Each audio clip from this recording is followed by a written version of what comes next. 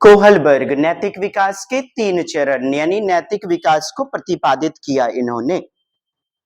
चलिए साहब, तो पहला जो सिद्धांत है, पहला जो चरण है उसे क्या कहते हैं? Pre conventional. क्या कहते हैं? प्री कन्वेंशनल अर्थात पूर्व परंपरागत। और दूसरा वाला आपका परंपरागत।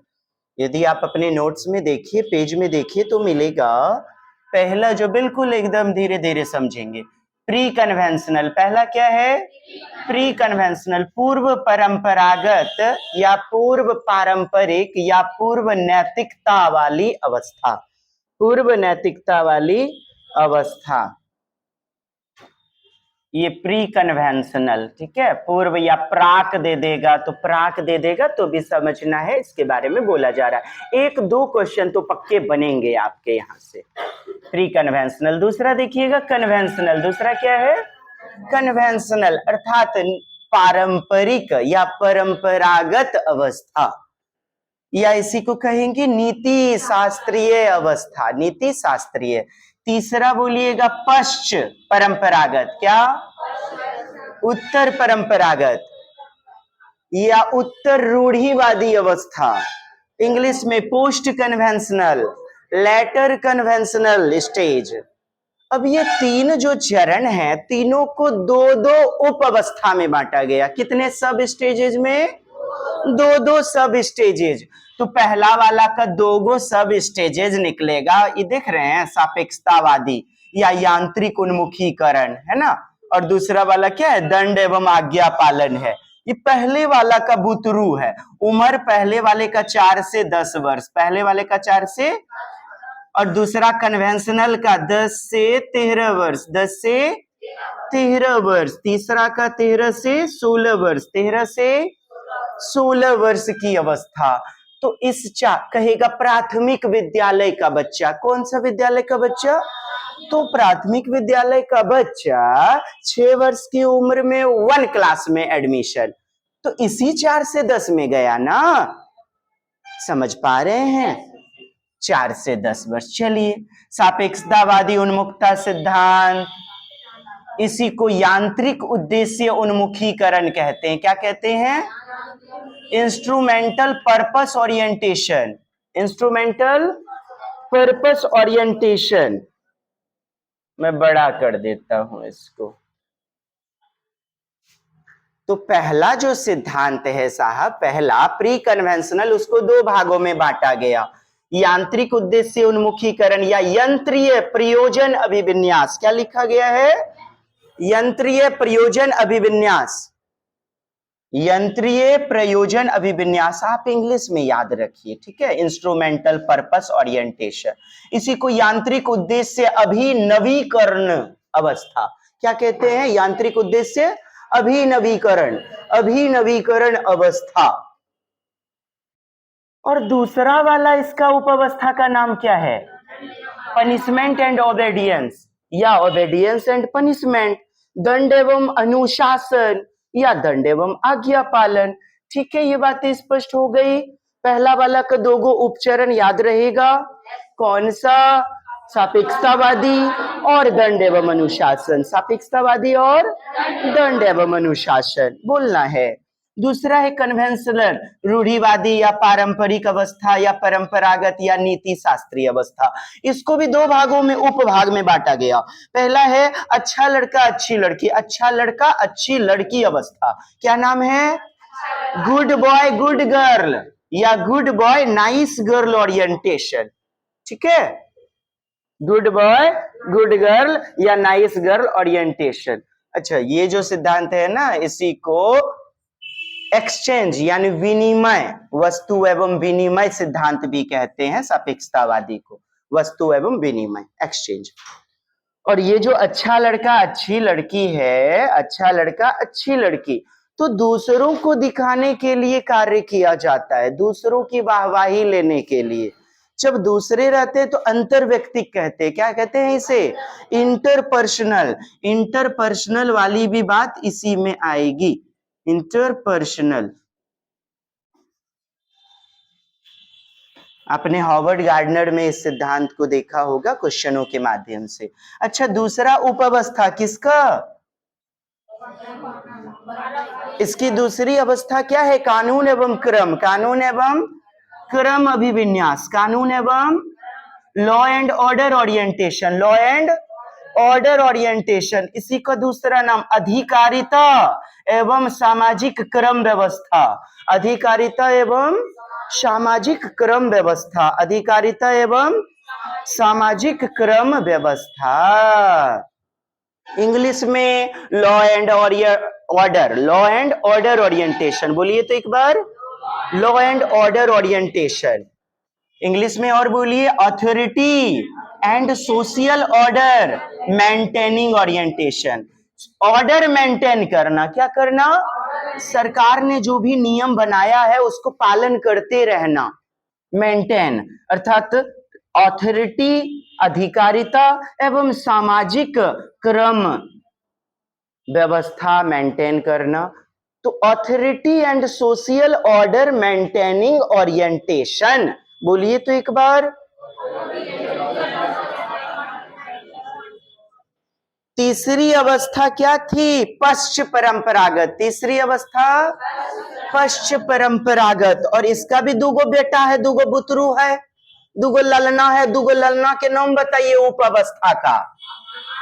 Social contract orientation, social contract orientation या स्टेज, बोलिए। सामाजिक संविदा अभिविन्यास, सामाजिक संविदा, संविदा मतलब कॉन्ट्रैक्ट, आपस में गठबंधन। रे कनीनी की बड़ी जोर मन खराब है, देखिए 50,000 टका बड़की ऑपरेशन होगा, दे देंगे।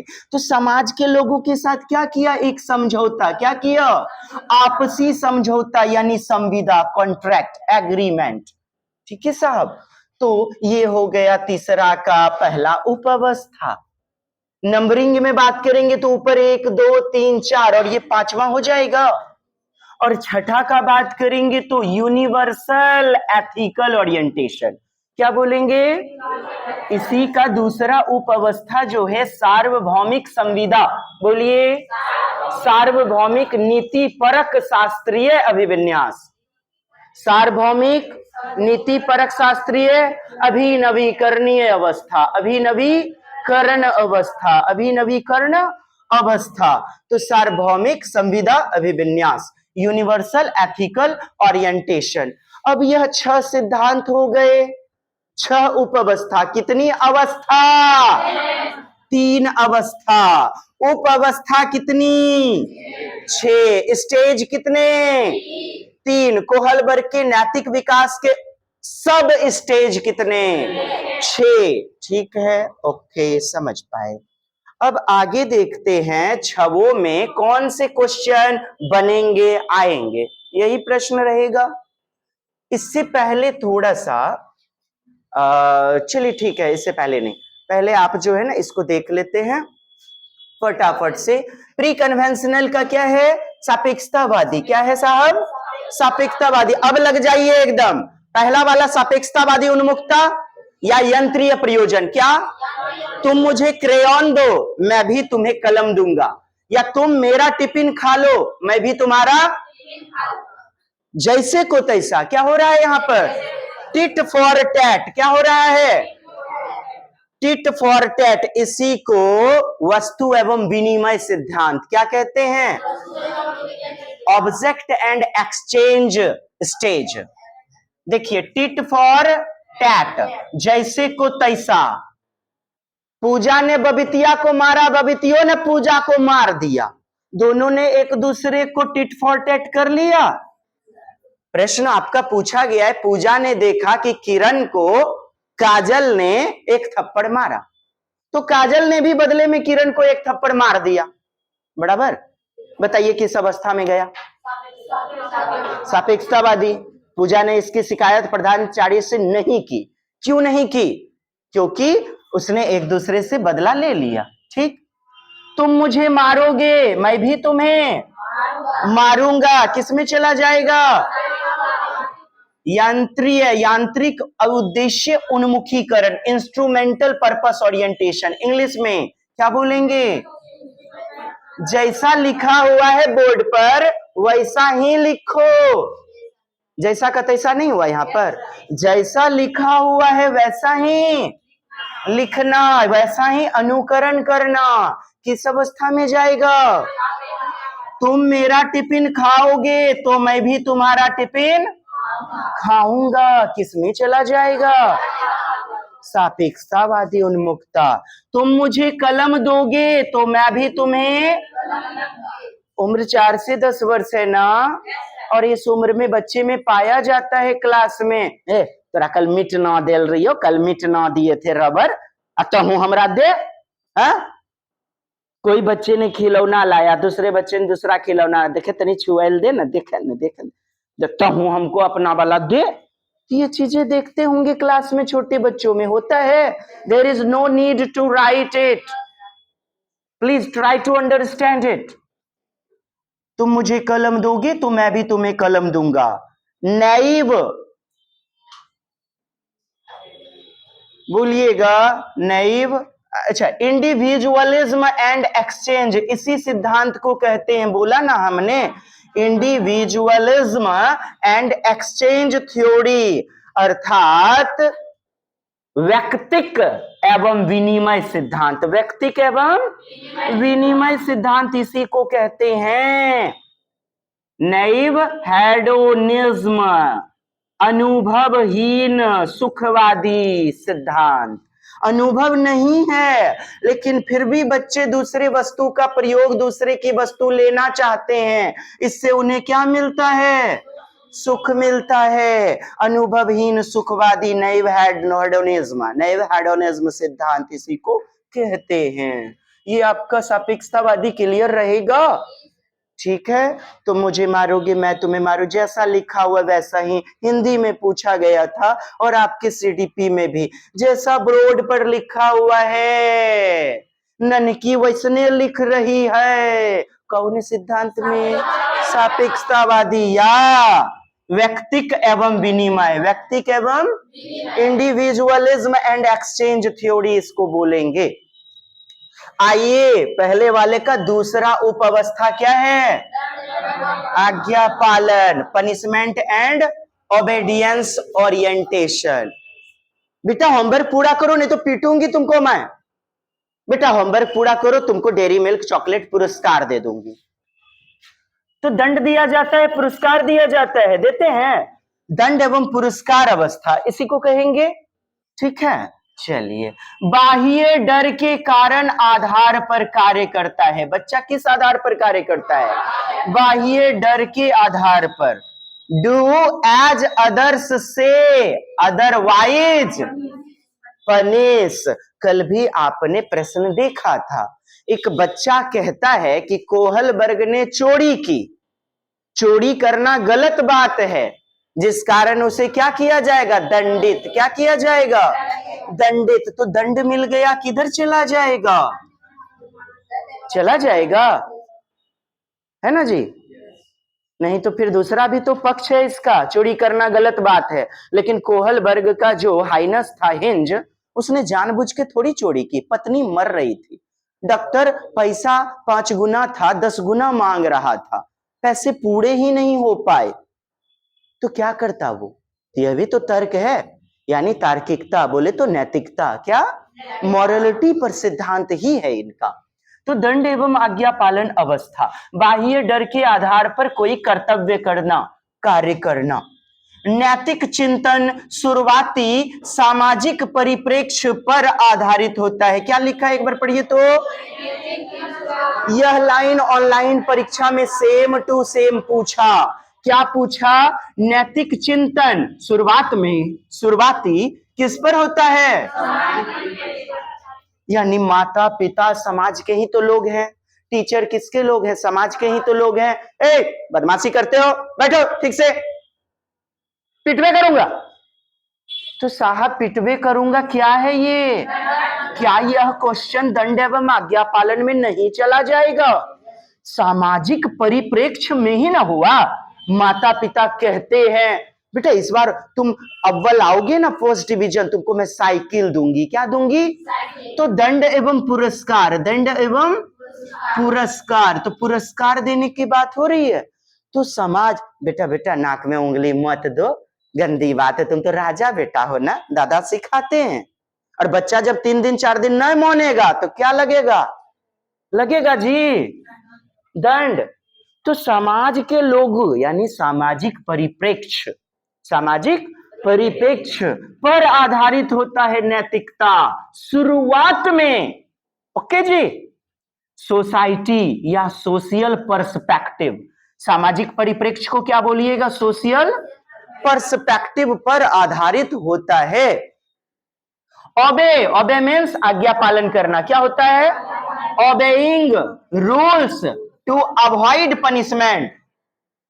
रूल को पालन करते हैं किसको टालने के लिए? अवॉइड मीन्स टालना, पनिशमेंट को टालने के लिए। किसको टालने के लिए? यानी बच्चे कार्य करते ही हैं सजा को टालने के लिए। किसको? को प्रश्न है, कोहल वर्ग के चरण में, नैतिकता के चरण में कोई बालक सजा टालने के लिए कार्य करता है। क्या कार्य करता है? मतलब कि दंड नहीं पाना चाहता है, इसके लिए वह कार्य कर रहा है, तो यह किस अवस्था में जाएगा? दंड एवं आज्ञा पालन, सजा टालने के लिए नियमों का पालन करना, या किसी क्रिया मतलब कार्य के भौतिक परिणाम पर निर्धारण की अच्छा या बुरा है वह। बच्चा अच्छा कार्य करता है, क्यों? माता पिता से दंड न मिले, पुरस्कार मिले। क्या मिले? पुरस्कार। शिक्षकों से क्या मिले? और बुरा कार्य कर दिया तो क्या उसका भौतिक परिणाम होगा? दंड। क्या भौतिक परिणाम होगा? भौतिक मतलब मूर्त, जो दिखाई दे रहा है, तो दंड भौतिक परिणाम ही तो है। पुरस्कार, बच्चे ने बहुत अच्छा कर रिजल्ट लाया, शिक्षक ने उसे मेडल दिया। क्या दिया? तो पुरस्कार दिया। किसमें चला गया यह?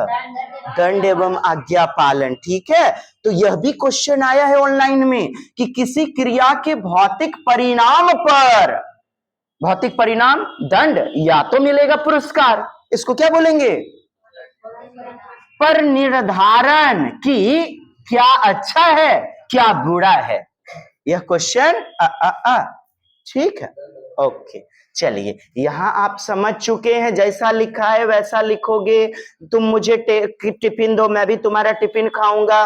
पूजा ने मारा तो बदले में दूसरे ने भी पीट दिया, तो वो चला जाएगा। उद्देश्य उन्मुखीकरण, यंत्रीय प्रयोजन अभिनवीकरण, अर्थात इंस्ट्रूमेंटल ओरिएंटेशन, पर्पस ओरिएंटेशन। ठीक, और बाकी आपने देखा दंड, दंड बाह्य दंड, बाह्य डर के आधार पर कार्य करना, हाँ, कर्तव्य पालन या क्रिया का पालन करना, सजा टालने के लिए नियम का पालन करना, भौतिक परिणाम यानी दंड को टालने के लिए। अब दूसरा देख लें उसका उपअवस्था। पहला, अच्छा लड़का अच्छी लड़की। बोलिए तो, अच्छा लड़का अच्छी लड़की। आपको मैडम अच्छा लड़का कब कहा जाए, अच्छा लड़की कब कहा जाएगा बताइए? जब आप माता पिता या शिक्षक के नजर में अच्छा कार्य करेंगे, यानी दूसरों की वाहवाही। क्या हो गया? दूसरों की अनुमोदन। क्या हो गया? वाहवाही, अनुमोदन, स्वीकृति। क्या बोला मैंने? जहां मिले क्वेश्चन में किसमें चला जाएगा? किसमें चला जाएगा? अच्छा लड़का अच्छी लड़की अभिनवीकरण अवस्था में चला जाएगा डियर फ्रेंड्स। तो बोलिए good boy nice girl orientation, good boy good girl orientation. दूसरों की वाहवाही पाने के लिए, क्या पाने के लिए? प्रशंसा पाने के लिए क्या करना? कार्य करना। दूसरों की स्वीकृति पाने के लिए क्या? इंग्लिश में अप्रूवल, प्रेज प्रशंसा, अनुमोदन स्वीकृति मिल जाएगा, अनुमोदन मिल जाएगा। अनुमोदन यानी दूसरे स्वीकृत करें, नहीं बेटा वाह वाह वाह। जोगिंदरा बैठ के गेम खेल रहा था, महतारी बोली रे बपुआ आ गया, बापू पापा अभी गलो। बच्चा फटाक से किताब ले लिया, पप्पा घुसा। वाह बेटा जोगिंदर पढ़ रहा है, वाह वाह वाह, अच्छा लड़का, नैतिकता के किस सिद्धांत में चला गया? क्या बच्चे ऐसा कार्य करते थे, यस और नो? तो बाह्य कॉन्सेप्ट से जोड़ा जाए सिद्धांत को। दूसरों का यानी पिता का क्या मिल गया उसको? क्या मिल गया? क्या मिला साहब? अनुमोदन। क्या मिला? स्वीकृति। ठीक, तो दूसरे जब आ गया दूसरे, तो इसी को हम इंटरपर्सनल कह देते हैं। क्या कह देते हैं? अंतरवैयक्तिक सिद्धांत भी कहते हैं, पर्सोनल, अंतरवैयक्तिक सिद्धांत। ठीक, अब पढ़िए तो प्रश्न आया हुआ है, दूसरों का अनुमोदन पाने के लिए क्या लिखा था? सामाजिक लोगों का अनुमोदन पाने के लिए नियम पर चल रहा है एक बालक। क्या होगा? अच्छा लड़का, अच्छी लड़की। पिता गर्व करेंगे इसीलिए यह कार्य करो। सेम टू सेम 6 to 8 में पूछा कि पिता गर्व करेंगे इसीलिए यह काम करो। कोहल वर्ग के किस सिद्धांत में आता है? पिता गर्व करेंगे, वाहवाही देंगे, शाबाशी देंगे, स्वीकृति, वाहवाही, प्रशंसा, अनुमोदन, है ना जी प्रश्न? चलिए, good boy good girl orientation, या good boy good girl monitoring, conforms to get approval और लाइक्ड बाय अदर्स। लाइक दूसरे, अदर्स दूसरे लाइक करें, अप्रूवल अनुमोदन दें, स्वीकृति दें। इसीलिए जो भी कार्य बनेंगे क्वेश्चन में कि दूसरे के लिए शाबाशी, वाहवाही, तो वो सारा चीज हमारा अच्छा लड़का अच्छी लड़की में जाएगा, या अंतरवैयक्तिक अवस्था, इसी का दूसरा नाम। आइए, दूसरी अवस्था क्या थी? परंपरागत रूढ़िवादी, हाँ, कन्वेंशनल स्टेज। उसका दूसरा उप अवस्था, बोलिए, कानून एवं क्रम अभिविन्यास। क्या? सरकार ने जो नियम बनाए हैं उसी पर आंख बंद कर चलते रहिए। किसमें जाएगा? नहीं तो क्या फैल जाएगी? अराजकता। क्या फैल जाएगी? एनार्की, अराजकता। तो लॉ एंड ऑर्डर ओरिएंटेशन, क्या नाम है इसका?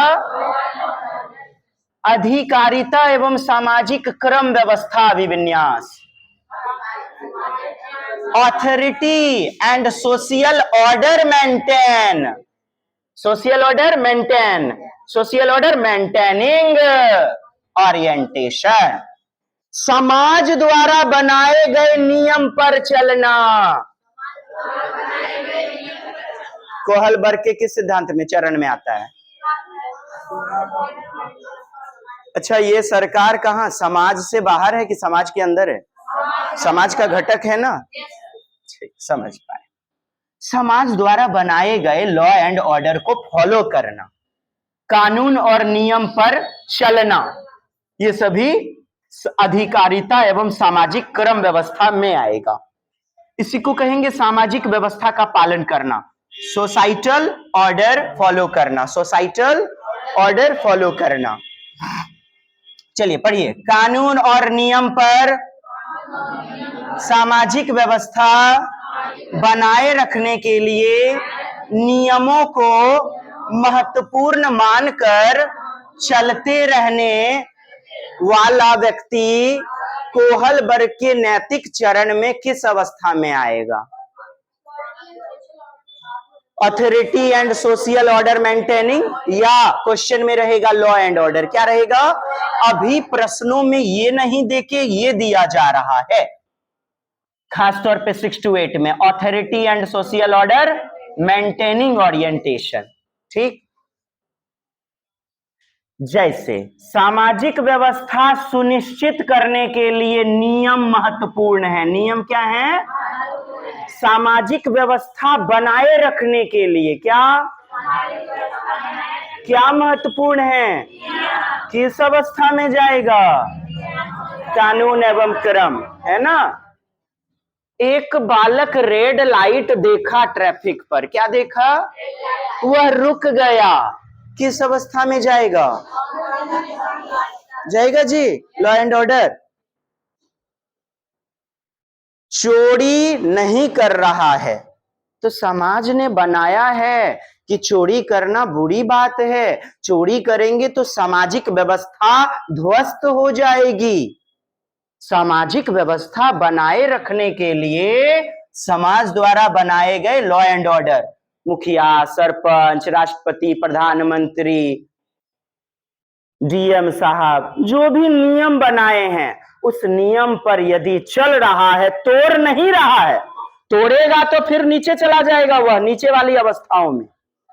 और यदि नियम पर चल रहा है, नियम महत्वपूर्ण है, ये मानकर चलने वाला व्यक्ति, सामाजिक व्यवस्था अभिविन्यास। आगे बढ़ाएं। अब देखिए इसी को और समझिएगा, अर्थात ऐसा नैतिक विकास का स्तर, अवस्था नहीं देके क्वेश्चन में स्तर दे देगा, क्या दे देगा? अभिनवीकरण दे देगा, क्या दे देगा? जिसमें व्यक्ति तर्क देते हैं, क्वेश्चन आया हुआ है, तर्क देते हैं, ये same to same 6 to 8 1 to 5 दोनों का है। तर्क देते हैं कि केवल समाज ही तय कर सकता है कि क्या सही है, क्या केवल समाज ही तय कर सकता है, यानी समाज ही नियम बना सकता है कि क्या सही है।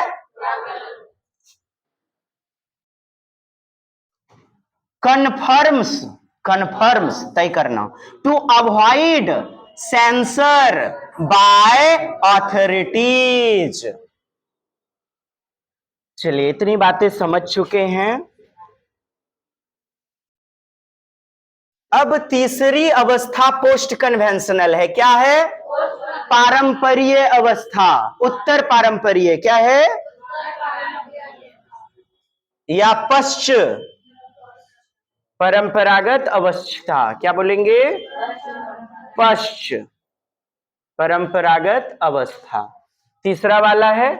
और इसका दो गो उपचरण, यहां देखिए और यहां देखिए, दो गो उपचरण है ना।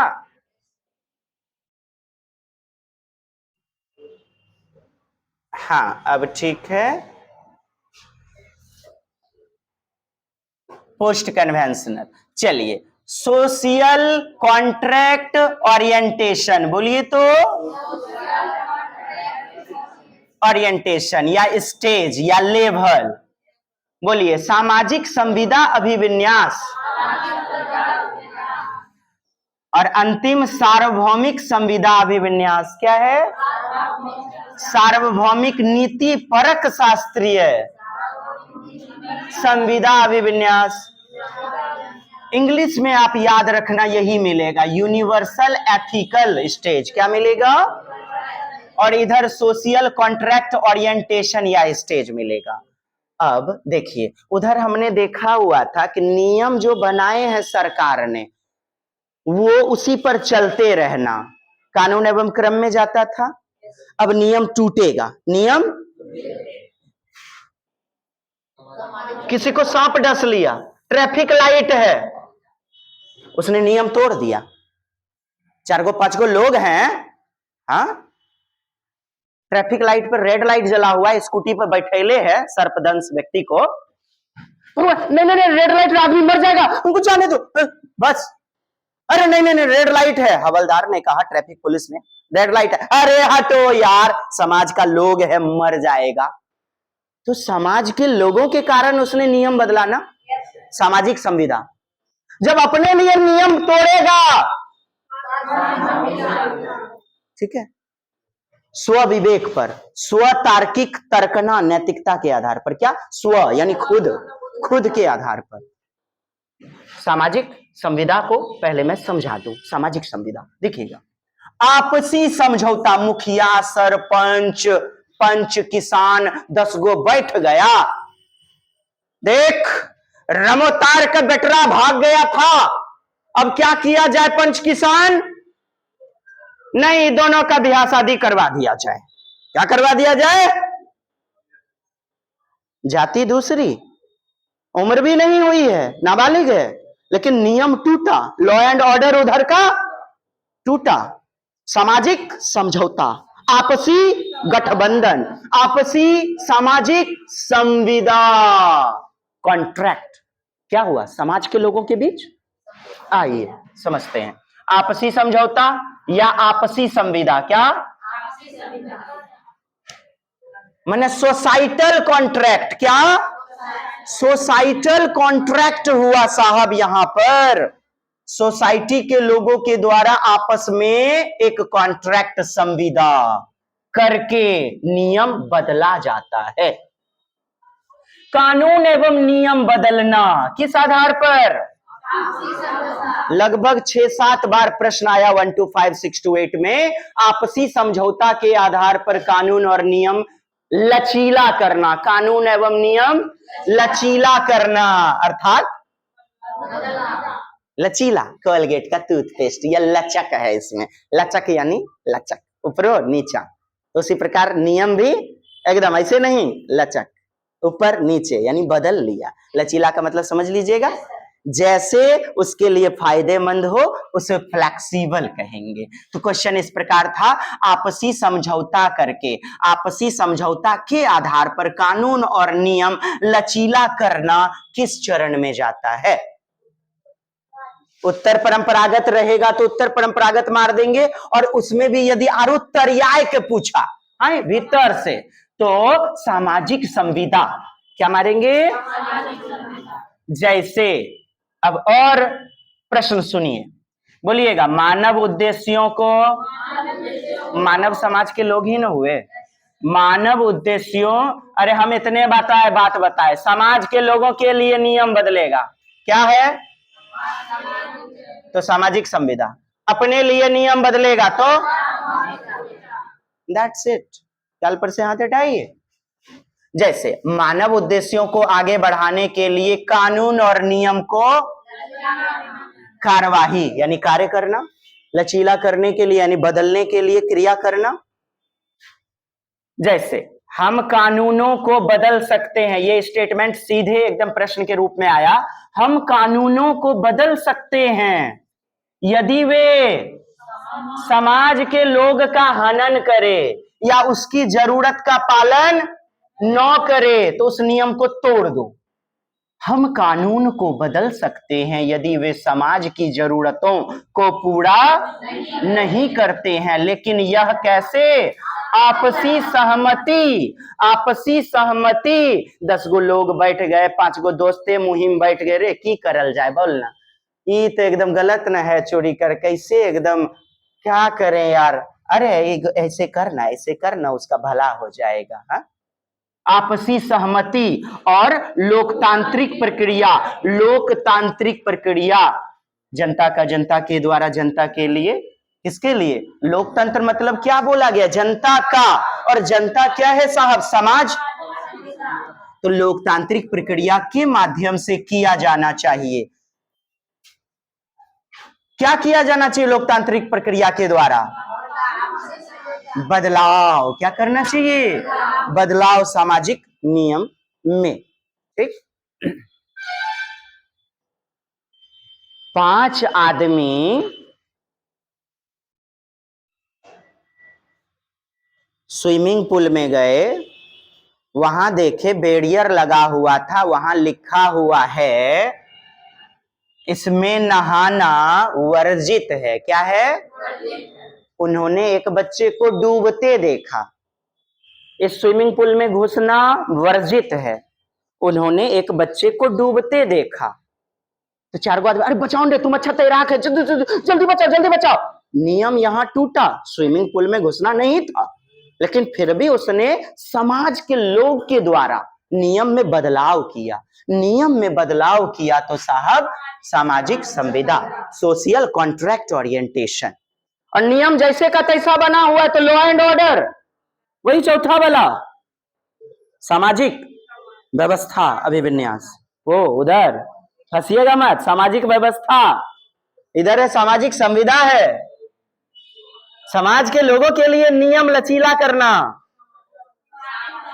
आइए अब देखते हैं यूनिवर्सल एथिकल स्टेज, सार्वभौमिक संविदा। स्वनिर्णय पर आधारित, किस पर? 5 आदमी नहीं बैठेगा, 10 आदमी से पूछने की जरूरत नहीं है। हम स्वविवेक यानी खुद के निर्णय पर आधारित, या स्वविवेक सेल्फ कॉन्सेंस क्या मिलेगा क्वेश्चन में? Self conscience. अरे कॉन्सेंस न है तनिए, कॉन्सेंस न है, कॉमन सेंस बोलते थे, कॉन्सेंस होता है। क्या होता है? कॉन्साइंस। ठीक है, स्व विवेक। स्व विवेक यानी दूसरों के अधिकार के लिए सामाजिक कानून और नियम में बदलाव। समझिएगा, दूसरों के लिए नियम बदला लेकिन खुद के स्व विवेक पर आधारित। चार आदमी से पूछ रहा है, समझौता कर रहा है, तो किसमें? और खुद ही से मने मन सोच के नियम तोड़ लिया। स्व निर्णय पर आधारित क्वेश्चन में मिलेगा, स्व निर्णय या स्व विवेक पर आधारित। कल भी तो बताया था हमने, स्व लिखा था, स्व विवेक पर आधारित। मानवाधिकार, ह्यूमन राइट्स के लिए, मानव अधिकार के लिए सामाजिक कानून और नियम में बदलाव की सही कार्यवाही करना। सही कार्यवाही करना, जैसे सही कार्यवाही विवेक के स्व चुने हुए। क्वेश्चन पूछा गया था, क्या है यहां पर पासवर्ड? मिल गया, बस इतना देखना है। सही कार्यवाही यानी सही कार्य, सही कार्य विवेक के, साइंस कॉन्सेंस के आधार पर, स्व चुने हुए, खुद से चुने हुए। सरकार ने जो नियम बनाया ना, खुद के नियम, स्व चुने हुए नैतिक सिद्धांतों द्वारा परिभाषित की जाती है। Rights action, right action is defined by self chosen, self chosen, choose मतलब चुनना, self chosen ethical principles of conscience यानी कोसाइंस, कॉन्साइंस खुद का स्व विवेक। इंग्लिश में भी देखिएगा वहां क्वेश्चन को ना, ये पासवर्ड मिलेगा आपको। ठीक है, कॉन्सेंस मिलेगा या सेल्फ डिसीजन मिलेगा? क्या मिलेगा? हिंदी में स्व मिलेगा या स्व विवेक, स्व निर्णय या खुद का निर्णय के आधार पर मानवाधिकार, मानव का अधिकार, क्या तोड़िएगा तो इसको, मानव अधिकार के लिए नियम में बदलाव की कार्यवाही। इसमें चला जाएगा यूनिवर्सल, इंग्लिश बोला कीजिए आप लोग, हिंदी में कई सारे नाम है, यूनिवर्सल एथिकल स्टेज। जैसे फिर एक और क्वेश्चन, ये क्वेश्चन है, ठीक है, पूछा गया था, मानवाधिकार यानी मानव का अधिकार वह न्याय के लिए, किसके लिए? Human rights and justice, human rights and justice सबसे जरूरी है। क्या है? यानी दूसरों का अधिकार सबसे जरूरी है, भले ही वह सामाजिक कानून के खिलाफ हो। कोई व्यक्ति यह लाइन बोल रहा है तो वह उसका स्व विवेक पर आधारित हुआ ना, और उसने क्या कहा कि मानव अधिकार व न्याय सबसे जरूरी है, भले वह सामाजिक कानून के, यानी नियम में बदलाव हो, नियम भले टूट जाए, लॉ एंड ऑर्डर टूट जाए, लॉ एंड ऑर्डर मेंटेनिंग, लेकिन दूसरे का मानव अधिकार और न्याय मिलना चाहिए।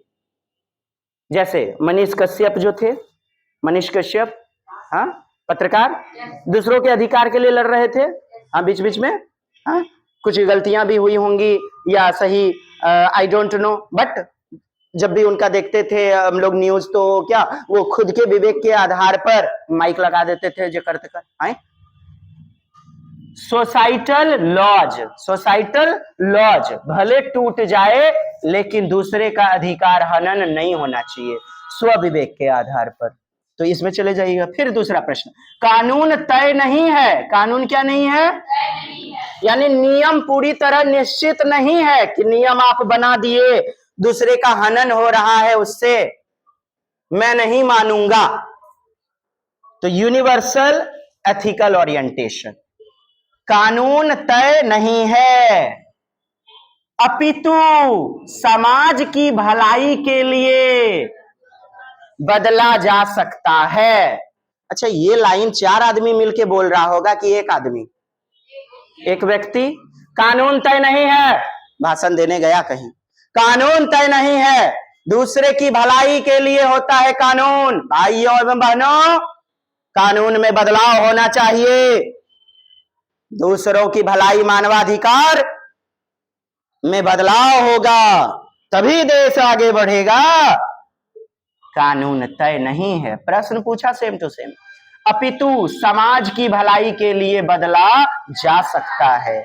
फिर दूसरा क्वेश्चन, मानव अधिकारों के मूल्य, चाहे वो नैतिक मूल्य का हनन हो, सामाजिक मूल्य या राष्ट्रीय मूल्य, राष्ट्रीय मूल्य, मानव अधिकार के मूल्य के आधार पर नैतिक सिद्धांत को स्वयं मिल गया, यहां स्वयं चुनना।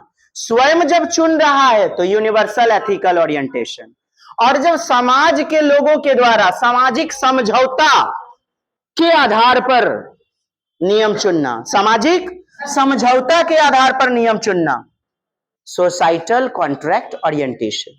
आइए इसको इंग्लिश में पढ़ लें, individual principles of conscience, common science, conscience, conscience अर्थात स्वविवेक या स्व निर्णय, स्वविवेक या स्वनिर्णय के आधार पर। यही पासवर्ड है आपका इसमें पहचानने का कि यह चरण इसमें जाएगा, यूनिवर्सल एथिकल कॉन्ट्रैक्ट ओरिएंटेशन। और इसके लिए पासवर्ड है आपका सामाजिक संविदा के लिए आपसी समझौता या आपसी संविदा, ठीक है, आपसी सहमति। क्या मिलेगा? आपसी सहमति और लोकतांत्रिक प्रक्रिया के माध्यम से नियम में बदलाव। बीपीएससी आयोग ने नियम बदला, क्या नेगेटिव मार्किंग नहीं रहेंगे, 4 गो पैनल बोर्ड बैठा होगा तभी तो बदला ना नियम।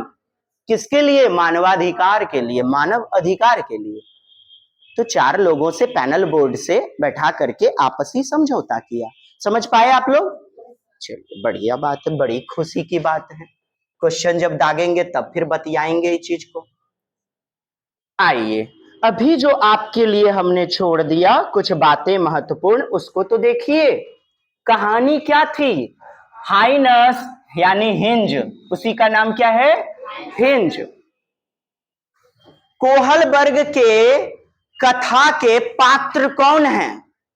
Highness, hinge. पुरुष ना, स्त्री तो नहीं ना, तो स्त्री पर पक्षपात किया ना, ये सबसे बड़ी आलोचना है। क्या? स्त्रीत्व, स्त्रीत्व बोलिए का ख्याल नहीं रखा गया, जबकि नैतिकता स्त्रियों में भी पाई जाती है। और यह मन ग्रंथ कहानी पर है, यूनानी कथा थी, यह वास्तविक घटना नहीं थी, यूनानी कथा थी, उसमें हाइनस थे पात्र, कैरेक्टर, और उसी कहानी के अंश को लेकर के इन्होंने बताया कि इसकी पत्नी कैंसर ग्रसित थी और रेडियम नामक दवा इसका इलाज था, रेडियम, और एकमात्र डॉक्टर ने उस कैंसर की दवाई रेडियम का इजाद किया, खोज किया। किसी तरह मांग चूंग करके सासुआ से, जेठ सास से, फुफिया सास से, जी मोसिया सास से बेचारा 5 गुना दाम पुराता है, जबकि 10 गुना दाम था दवाई का। मेरी चीज है, मैं 10 गुना दाम पे बेचूं?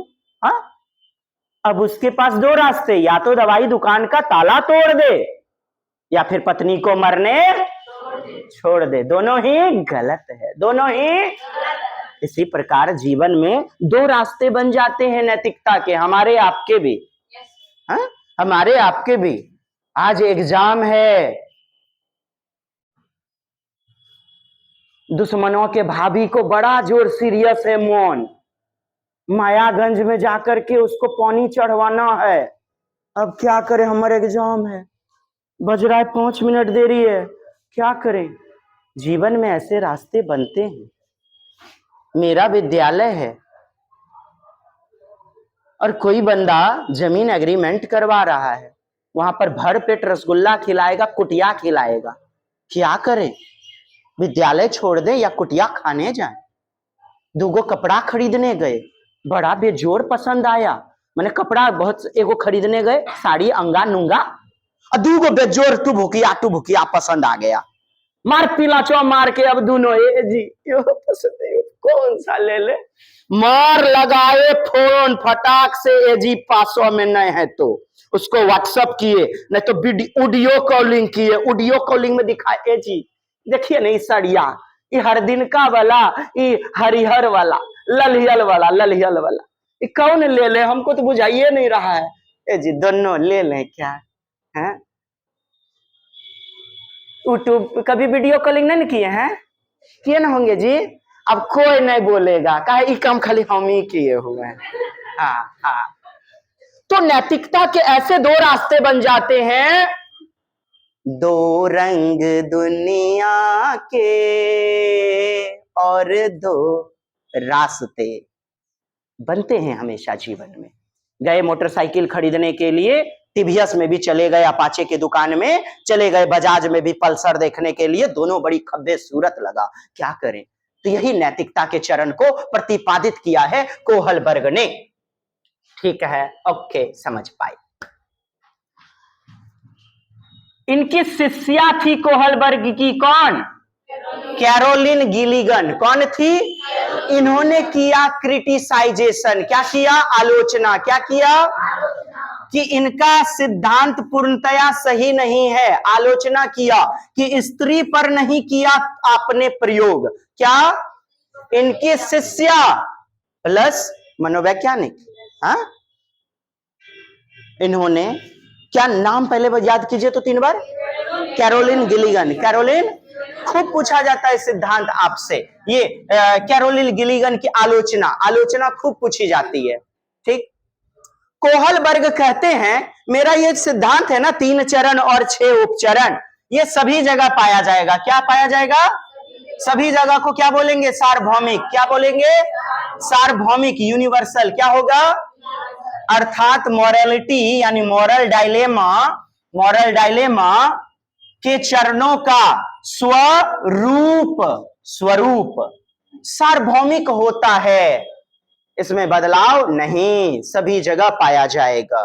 पिक्चर अभी बाकी है डियर फ्रेंड्स, अभी आइए तो आप। आलोचना स्त्री पर नहीं किया गया, ये आलोचना इसकी, अभी और आलोचना को बताना बाकी है।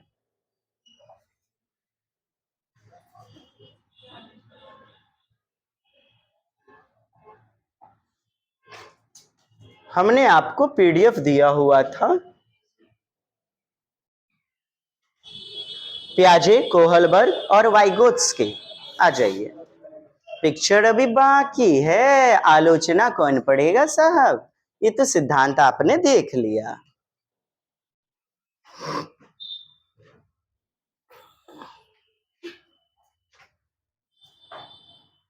अच्छा, सबसे पहले नैतिकता का प्रतिपादन जीन पियाजे ने किया। किसने किया? जीन विलियम फ्रिट्ज पियाजे ने किया था। नैतिकता का प्रतिपादन किसने किया था? Gene William Fritz पियाजे। पियाजे ने नैतिकता के 2 चरण बताए। कितने बताए? 2 चरण बताए हैं नैतिकता के। किसने? पियाजे ने। तो पियाजे और कोहलबर्ग में चलेगा ना जी, ढिसुम ढिसुम, चलेगा कि नहीं? हाँ, पियाजे का सिद्धांत है परपरंपरागत अवस्था और स्वपरंपरागत, हेट्रोजीनस होमोजीनस। क्या है? 2 से 9 वर्ष, 9 से 11 वर्ष, 2 से 9 वर्ष। तो सर ये पढ़ना पड़ेगा। हाँ, यही तो अपनी खासियत है, छोड़ते कुछ नहीं है। पूछो कहां से पूछेगा सेटर, तो लरट्ठी चोभ लेंगे। पियाजे ने पुस्तक लिखी the moral judgement of the child. The moral judgement of the 1932 ईस्वी में। कब? 1932 ईस्वी में। 1932 में लिख दिया। हेट्रोनोमस और दूसरा चरण ऑटोनोमस। दूसरा हेट्रोजीनोमस यानी परायत्ता, बोलिए, और स्वायत्ता। परायत्ता दूसरों के आधार पर निर्णय लेना, स्वायत्ता खुद के आधार पर निर्णय लेना। बच्चे जब बड़े हो जाएंगे तो खुद के आधार पर निर्णय लेंगे ना। जीन पियाजे का नैतिक विकास का सिद्धांत, पुस्तक the moral judgement of the child, 1932 ईस्वी में। जीन पियाजे ने, आपसे पूछा जाता है किसके सिद्धांत को परिष्कृत किया? किसके सिद्धांत को परिष्कृत किया? पियाजे के सिद्धांत को। कोहलबर्ग ने किसके सिद्धांत को परिष्कृत किया, शुद्ध किया? पियाजे के सिद्धांत को। जीन पियाजे ने 1928 ईस्वी में नैतिक विकास का अध्ययन करना प्रारंभ किया। निर्णय निश्चित एवं क्रम तार्किक पैटर्न होता है। पियाजे के अनुसार नैतिक निर्णय के विकास में एक निश्चित क्रम एवं तार्किक पैटर्न होता है। 2 चरणों में बांटा। देख रहे हैं, बोलिएगा। परायत्त, स्वायत्त। परायत्त यानी पर मतलब दूसरे, बाहरी रूप से नैतिकता। किस आधार पर?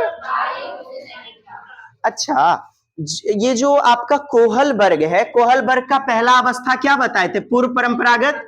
क्या बताए थे? पूर्व परंपरागत में बच्चा खुद से निर्णय लेता है या दूसरों के आधार पर? पूछा प्रश्न में कि नैतिकता नहीं पाई जाती, खुद की नैतिकता नहीं पाई जाती कोहलबर्ग के किस सिद्धांत में? पूर्व परंपरागत में, याद रखिएगा।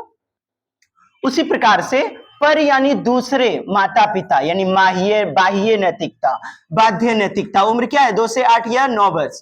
2 से 8 या 9 वर्ष के आधार पर कार्य करता है। दंड पुरस्कार मारवे करेंगे, ऐसे चलो अब गधा कहीं का, एकदम दूसरे को थूक देता है। समझ में नहीं आ रहा है? तो दूसरों के आधार पर नैतिकता सीखा ना। तो पर मतलब दूसरे, पर यानी परायत्ता या बाह्य नैतिकता या बाध्य नैतिकता। दूसरा है स्व, बच्चा बड़ा हो गया है, 9 से 11 वर्ष, यानी आंतरिक रूप में क्या आ गई? नैतिकता। दूसरों को सहयोगात्मक सहयोग करता है, यानी समाज के लोगों को सहयोग, समाज के लोगों को कष्ट ना पहुंचे, हल्ला नहीं करना है, सर पढ़ा रहे हैं, ये सारी चीजें बच्चों में नैतिकता आ जाती है। स्व विवेक पर आधारित यानी स्वायत्ता, 9 से 11 वर्ष में। चलिए, पियाजे का जब स्टेटमेंट पूछेगा तो आप तुरंत यह देखिएगा, परायत्ता में क्या जाएगा? दूसरों की मॉरलिटी पर आधारित कार्य। किस पर आधारित? दूसरों की मॉरलिटी पर आधारित कार्य। और स्वायत्ता में जाएगा, साथी संगी के बीच संबंधों से उपजती है। किसके? साथी संगी। मतलब इस अवस्था में नैतिकता बच्चे के समान स्तर के लोगों अर्थात साथी संगी के बीच के संबंधों से उपजती है। अपने साथियों के संबंध माने दोस्त, मुहिम, मम्मी पापा, साथी से ही न नियम सीखता है और उनको कष्ट ना हो ऐसा मुझे कार्य करना चाहिए। स्व विवेक के आधार पर स्वायत्ता। बच्चों में न्याय का ऐसा ज्ञान विकसित होता है, जरूर बगल में लड़की हर दिन की पियर की जा रहा होगा, मार पिलाचो दिखा रहा होगा, और जब नौकरी के टाइम आएगा, बाबू मार पिलाचो मार रहे थे गपाक गपाक, टाइम मेरा उम्र खत्म हो गया नौकरी लेके। ऐसा सब ठुट्ठा सब घूमता है। जख्मी दिल एम्बुलेंस। कोचिंगों में, स्कूल में वह सब खोजेगा, टैबलेट दवाई करने मिलेगा एम्बुलेंस के, जख्मी वाला। हाँ, बड़ी खब्बे सूरत बात है लड़कियन में। अच्छा, तुमको पसंद आ गया, तुम रख लो, हम दोसर पटिया लेब। हाँ, लड़का खचरा मार कट्टा बंदूक को हम्मर वाला है, जैसे रुमाल रख दिया हो ट्रेन के सीट पर, ये हम्मर है, हम तो मेहरारू के ऊपर रख देते हैं, तब वो बाकी खुद समझता है। तो स्वायत्ता में न्याय का ऐसा ज्ञान विकसित होता है जिसमें दूसरों के अधिकार के लिए चिंता और पारस्परिकता आदि दिखलाई जाती है। इस अवस्था में बच्चा सोचता है कि नियम और कानून लोगों के बनाए हुए हैं, जो लोगों की भलाई के लिए यानी मानवाधिकार के लिए बदले जा सकते हैं। नियम नहीं बदलेगा पियाजे की किस अवस्था में? दूसरों के अधिकार के लिए नियम बदलेगा। ठीक, पियाजे ने कहा मेरा यह सिद्धांत जो है ना, शुरुआती बच्चों में पियाजे के अनुसार इस अवस्था की शुरुआत बच्चों में असमान अंतःक्रिया से होती है। इस अवस्था में बच्चों में नैतिक नियम का जो कॉन्सेप्ट संप्रत्यय विकसित होता है वह निरपेक्ष यानी अपरिवर्तनशील मतलब परिवर्तन नहीं, तथा दृढ़ रिजिड यानी बदला नहीं जाएगा। इस अवस्था में बदला नहीं जाएगा मतलब ये स्थिर हैं। क्या है? उनमें बदलाव नहीं होगा और स्वायत्तता में बदलाव होगा। ठीक, जैसे कंचा खेलते हुए 5 वर्ष का छोटा बच्चा समूह को बोले, 5 वर्ष का बच्चा खेल रहा है कंचा गुल्ली, ठीक, उसको यदि बोलिएगा अपने नियम को बदल लो तो बच्चा नियम नहीं बदलेगा, लेकिन नियम बदल लो, बगल में पेशेंट लोग है तो वह किस अवस्था में जाएगा? स्वायत्तता में चला जाएगा। परंतु अगर यही तथ्य 10 वर्ष के बच्चों को बोला जाता है तो वे तुरंत नियम को परिवर्तित कर लेते हैं। तो खैर मुझे बताना यह था, आपने देखा 1932 में 1927-28 में अध्ययन किया पियाजे ने नैतिकता का, और 32 में पुस्तक इनकी निकली the moral judgement and child, moral judgement of the child, है ना। अब देखिए लॉरेंस कोहलबर्ग 1927 से 87 तक जीवित रहे, अमेरिका के मनोवैज्ञानिक, हाँ याद नहीं रखना है। 2 पुस्तक लिखी, the philosophy of moral judgement, the philosophy of moral development 1900, बाप रे 81, तो बुतरू रहे तब पियाजे के सामने में नहीं हो, वह 32 या 81। दूसरा book moral stages, moral stages क्या 1983 में लिखी, ठीक है। तो बोलेगा किससे मोटिवेटेड होके, प्रेरित होकर के पुस्तक लिखी, तो क्या बोलिएगा? पियाजे। कोहलबर्ग नहीं मार देना है फटाक से। इसमें एक लगभग 3 प्रश्न ऐसे आ चुके हैं, उसमें पूछ लिया कि एक बच्चा दुविधा में फंसा है। किसमें फंसा है? क्या करूं क्या ना करूं, ये कलम लूं या ये कलम लूं, ये कार्य करूं या ये कार्य करूं, संघर्ष कर रहा है ना बीच में, डिसीजन नहीं ना ले पा रहा है। और जब डिसीजन नहीं ले पाएगा, देखिए नैतिक दुविधा, और क्या है? नैतिक तर्कना, नैतिक तर्कना, to determining the moral process that whether any action is right और रॉन्ग। और फिर आप हिंदी में देखिए, टाइम आपका हो चुका है बट इसको खत्म कर दें। हाँ, मार के पलटा देते हैं, उल्टा देते हैं। आइए, नैतिक दुविधा, इंग्लिश में बोलिए मॉरल डायलेमा। क्या है? सही और गलत के बीच क्या करना, माने क्या सही क्या गलत डिसीजन नहीं ले पा रहा है, तो क्या कहेंगे? नैतिक।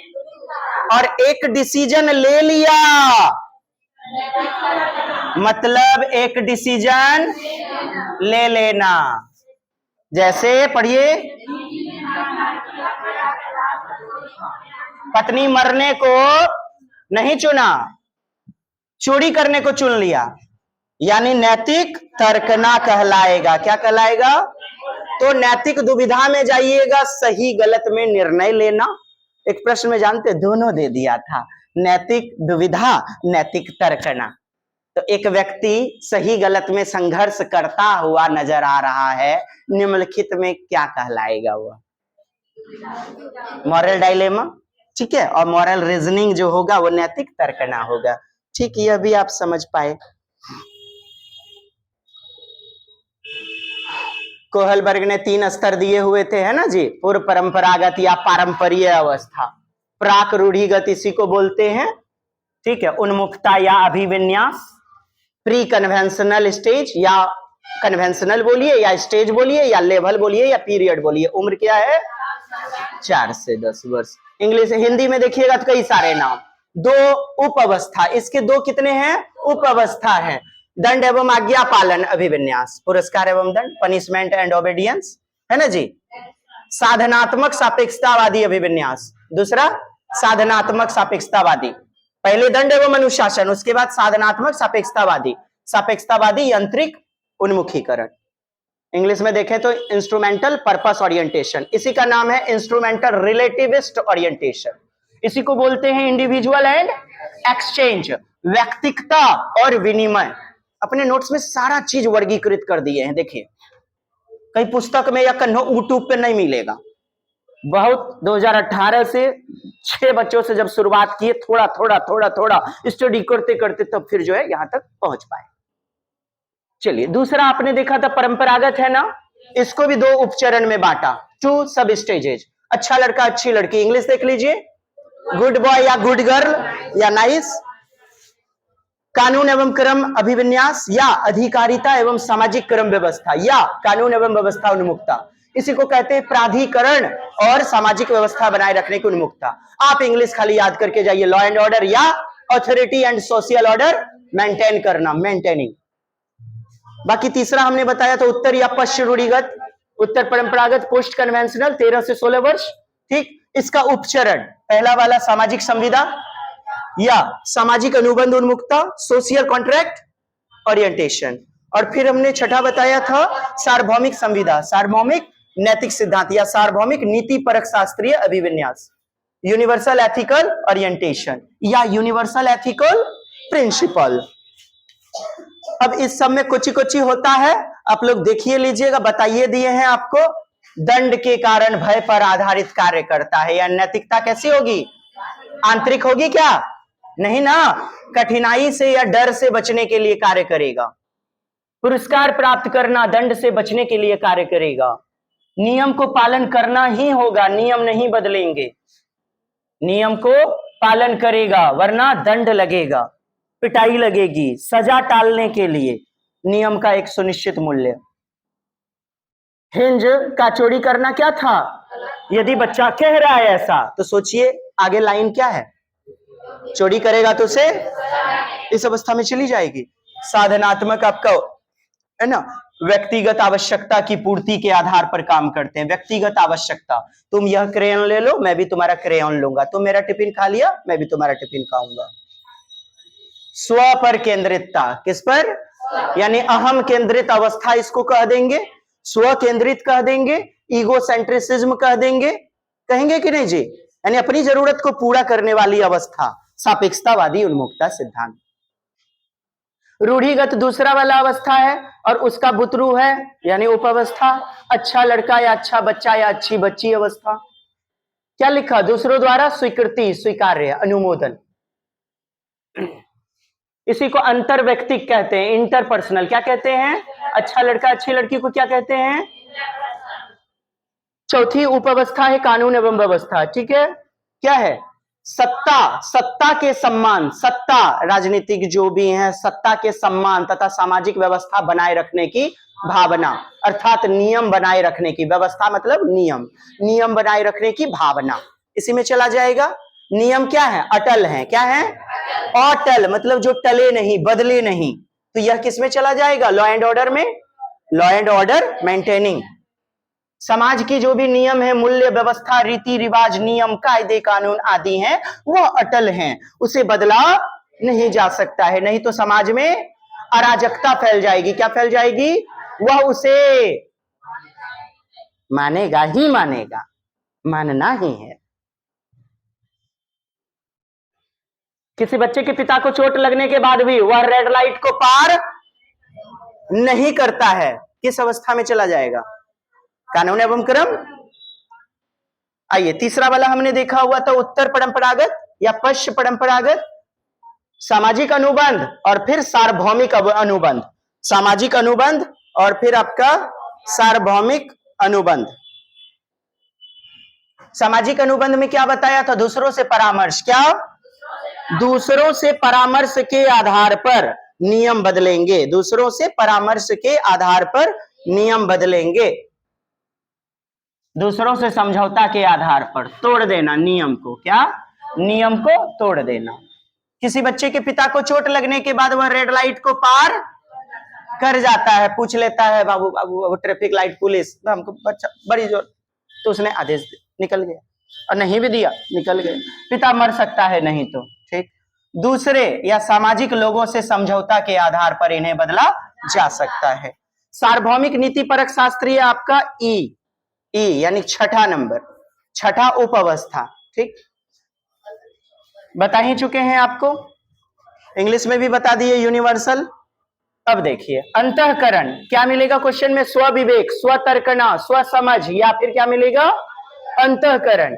क्वेश्चन में देगा आंतरिक आदर्शों, आंतरिक आदर्शों के द्वारा यहां नियम में बदलाव होता है, यानी स्वविवेक, स्वसमझ, बोलिए, परिप्रेक्ष्य, ह्यूमन राइट्स के लिए नियम बदले जाते हैं। यहाँ किशोर दूसरों के विचार तथा नैतिक प्रतिबंधों से स्वतंत्र होकर, ये क्वेश्चन भी आया कि दूसरों के विचार से स्वतंत्र होकर, यानी खुद के विचार पर आधारित, अपने आंतरिक क्या, अपने आंतरिक मानकों, इंटरनल थिंकिंग स्टैंडर्ड के अनुरूप व्यवहार करते हैं। इस अवस्था में बालक मानवीय मूल्यों को ध्यान में रखकर सोचते हैं। मानवीय मूल्य जैसे न्याय, गरिमा, समानता, मानव अधिकार को क्या मानते हैं? नियम को मुख्य नहीं।